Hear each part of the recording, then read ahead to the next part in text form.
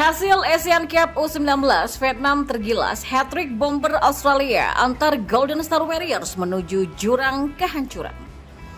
3 gol milik bomber timnas U19 Australia semakin membuat timnas U19 Vietnam terancam tersingkir dengan cepat dari ajang Asian Cup U19 2024. Pertandingan antara Young Golden Star Warriors melawan Young Suckers berlangsung di Stadion Gelora 10 November Surabaya pada Minggu 21 Juli sore tadi. Tim asal kawasan Oceania ini meraih kemenangan dengan skor 6-2. Vietnam yang memiliki kualitas di bawah Australia terkurung sejak menit awal. Hal itu dikarenakan anak asuh Trevor Morgan langsung tancap gas melancarkan serangan di bawah pertandingan. Memasuki menit ke-16, tim asal negeri Naga Biru ini justru berbalik menguasai jalannya pertandingan. Naas bagi Young Golden Star Warriors, mereka harus tertinggal lebih dulu pada babak pertama meski berhasil menguasai pertandingan. Permainan umpan 1-2 antara Thiago Quintal dan Jack Nadworski membawa Australia unggul 1-0. Nadworski mampu memperdaya Chow Van Bin untuk merobek jala Vietnam di menit ke-18. Setelah tertinggal, tim asal negeri Naga Biru kembali mengambil alih jalannya pertandingan. Lagi dan lagi, keputusan ini justru berujung malapetaka bagi anak asuh Hua Hienfin. Jack Nadworski kembali mencatatkan namanya di papan skor pada menit ke-39. Kali ini ada Oliver Samuel Randazzo yang memberikan assist untuk gol tersebut. Hingga turun minum, skor 2-0 untuk keunggulan Little Suckers tidak berubah. Pada babak kedua, Australia langsung tancap gas dengan kembali mencetak gol. Kali ini giliran Arian Sulaimani yang mencatatkan namanya di papan skor pada menit ke-48. Vietnam sejatinya mampu memperkecil keadaan menjadi 1-3 berkat tendangan roket Huang Quang-dun pada menit ke-57. Sayangnya Jack Nadworski sukses mencetak hat-trick di laga kali ini dan membuat tim negeri Kanguru unggul 4-1 di menit ke-66. Sementara itu tim asal Oceania terus menambah pundi-pundi gol mereka. Zain Sam Helweh yang masuk pada menit ke-72 tak butuh waktu lama untuk unjuk gigi.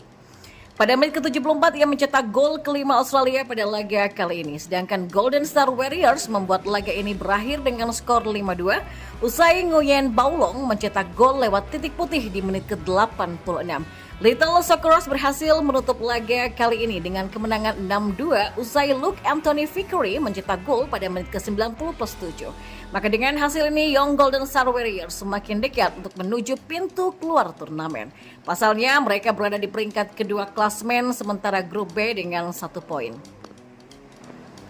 Andai Myanmar sukses memenangi laga melawan Laos malam nanti, maka Vietnam akan turun ke peringkat ketiga dan kesulitan menyabet tiket menuju babak semifinal.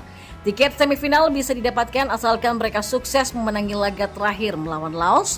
Dan selain itu, mereka juga harus berhadap Myanmar kalah dan punya poin terbaik di klasmen runner-up terbaik turnamen.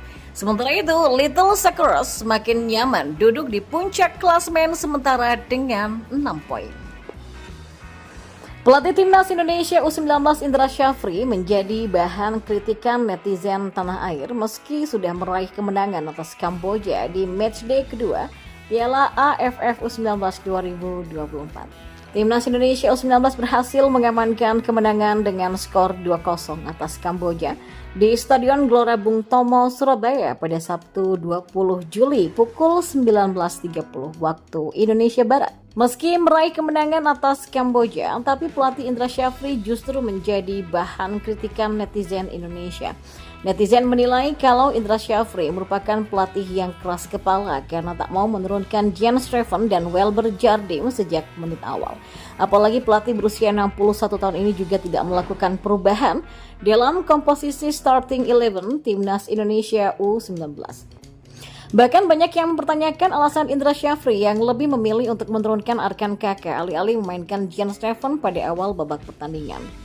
Keterlaluan ya kalau Jens Streffen sama Welber masih nggak jadi starter di next match, kata salah satu netizen Indonesia.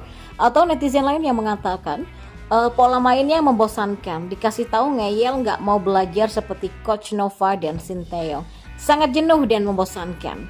Banyak netizen yang sepakat kalau permainan Timnas Indonesia U19 lebih berwarna sejak masuknya Jens Streffen yang menggantikan Arkan Kakak. Selain mengkritik keputusan pelatih Indra Syafri tidak melakukan perubahan pemain, netizen juga mengkritik permainan timnas Indonesia U19 yang dinilai membosankan pada babak pertama.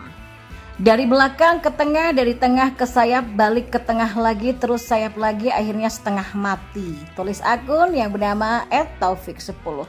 Atau akun lainnya mengatakan, pola yang sama berulang-ulang jadi mudah dibaca lawan. Di sisi lain, Coach Indra Syafri dan stafnya terlalu keras kepala dalam pemilihan pemain.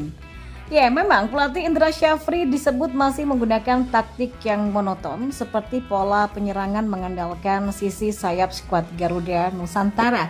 Pola permainan tersebut dianggap sudah ketinggalan zaman dan membuat Kamboja mampu membaca serta mengantisipasi serangan para pemain timnas Indonesia U19. Pola permainan zaman purba masih dipakai, jadinya monoton, kritik akun netizen. Ya, meski mendapatkan banyak kritikan, namun pelatih Indra Syafri bersama timnas Indonesia U19 mampu mengamankan posisi puncak klasmen sementara grup A untuk Piala AFF U19 2024. Kemudian kita beralih ke informasi bola yang lainnya. Ya, berbagai komentar fans Kamboja atas hasil yang mengecewakan timnya setelah dikalahkan oleh timnas Indonesia asuhan Indra Syafri di babak penyisihan grup Piala AFF U19 2024. Ya, sebelum menuju pertandingan ini beberapa fans memang sudah kena mental akan pamor dari tim Garuda. Meski begitu mereka tetap optimis tim berjuluk Angkot Warriors ini bisa lolos grup A Piala AFF U19 2024. Indonesia versus Kamboja kayak dewasa versus anak kecil. Melihat Kamboja mengejar-ngejar bola orang, kata fans Kamboja. Selamat Kamboja adalah negara pertama yang memiliki pengalaman terbanyak di dunia. Terima kasih, terang supporter Kamboja yang lain. Atau supporter lain yang mengatakan, terus terang di starting line up U19 ini selain nomor 10 tak ada yang layak pakai baju timnas, kata fans melihat skuad Kamboja. Satu kata untuk tim sepak bola Indonesia, kuat, kata fan lainnya. Timur Leste negara miskin dalam segala hal, tapi lebih baik dari Kamboja, ujar fans lain. Ya, liga yang kuat tapi tim nasionalnya buruk. Kamboja semakin hari ya, parah dari tahun ke tahun, semakin parah. Ya, kita harus menang. Timor Leste dan Filipina kalah dari Indonesia, berharap dapat juara 2, tapi lebih baik pesan tiket pulang sekarang. Atau netizen lainnya mengatakan, kasihan para pemain, mereka juga ingin menang karena saling memaki. Indonesia sungguh-sungguh menjadi harimau. Mainnya sudah bagus, tapi kok levelnya belum bisa samai timnas Indonesia nih. Bagi saya kita harus sedikit bersabar, kata fans Kamboja lain. Dan kita beralih ke informasi bola yang terakhir. Usaha PSSI menetralisasi oleh Romeni sepertinya menemui jalan buntu. Pemain muda berbakat tersebut masih bimbang menerima tawaran PSSI karena beberapa alasan tertentu yang kini mulai terkuat. Para fan timnas Indonesia tentu sangat-sangat berharap melihat oleh Romeni berseragam merah putih. Hal ini membuat mereka terus bertanya kepada PSSI terkait progres naturalisasi oleh Romeni. Mengingat jadwal timnas Indonesia di kualifikasi Piala Dunia 2026 sudah sangat dekat, ketidakpastian ini pun membuat para penggemar timnas Indonesia semakin gelisah. Ya, timnas Indonesia saat ini sangat membutuhkan sosok striker hebat seperti Oleh Romeni.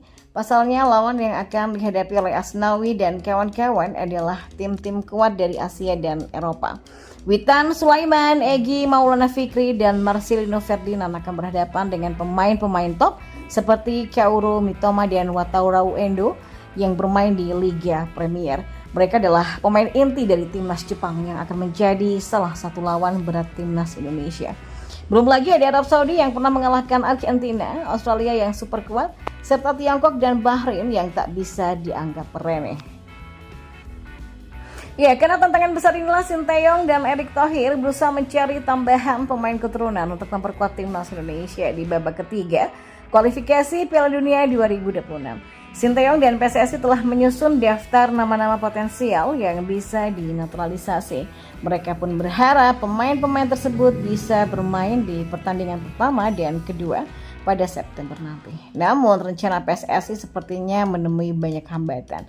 Nama-nama beken seperti Kevin Dix, Oleh Romeni, dan Mies Hilgers masih belum menunjukkan keinginan untuk bergabung dengan timnas Indonesia.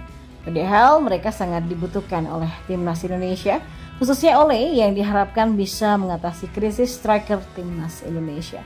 PSSI mengungkapkan bahwa Ole dan pemain lainnya memiliki alasan kuat untuk menolak bergabung dengan timnas Indonesia. Salah satu alasan utamanya adalah mereka masih ragu dengan nasib dan karir mereka jika mengganti kewarganegaraannya dari Belanda ke Indonesia. Itu pertimbangan berat bagi mereka dan itu pertimbangan karir dan sebagainya, kata Arya Sinulinga, anggota Esko PSSI. Ya, orang kepercayaan Erick Thohir sekaligus anggota tim naturalisasi tersebut juga melihat bahwa para pemain keturunan tersebut masih memiliki keyakinan bahwa mereka masih bisa menembus timnas asal mereka meskipun berat. Pemain seperti Ole dan Miss Hilgers masih punya usia muda sehingga mereka masih bisa berjuang untuk membela timnas Belanda. Pemain kayak Ole, Kevin dan lain-lain kan merasa bahwa dia masih mungkin bisa main di timnas yang sekarang, negara asalnya biasanya itu, kata Arya. Karena alasan inilah sosok Ole Romeni dan pemain keturunan lainnya akan sangat sulit untuk didapatkan oleh timnas Indonesia sebagai striker keturunan yang mau bermain untuk negara nenek moyangnya. Ya, keinginan kuat dari Sinteyong dan PSSI untuk memperkuat timnas Indonesia dengan pemain-pemain keturunan memang sangatlah jelas. Mereka berupaya keras untuk menarik minat pemain-pemain berkualitas yang memiliki darah Indonesia. Namun proses naturalisasi ini tidaklah mudah, banyak pertimbangan yang harus dipikirkan oleh pemain dan keluarga mereka, termasuk karir profesional, stabilitas, dan masa depan mereka sendiri. Ya, Ole Romeni yang diharapkan bisa menjadi solusi di lini depan timnas Indonesia adalah contoh nyata dari kompleksitas proses naturalisasi ini sendiri. Meski memiliki potensi yang besar, keputusan untuk mengganti kewarganegaraan bukanlah hal yang bisa diambil dengan mudah. Pemain muda ini harus mempertimbangkan banyak faktor, termasuk peluangnya untuk tetap berkarir di Eropa dan kemungkinan membela timnas Belanda di masa depan. Ya, PSSI di sisi lain harus terus berupaya mencari jalan keluar dan alternatif terbaik untuk mengatasi krisis striker di timnas Indonesia. Meskipun upaya untuk menaturalisasi pemain-pemain keturunan masih berjalan, PSSI juga perlu fokus pada pengembangan talenta lokal yang bisa menjadi andalan di lini depan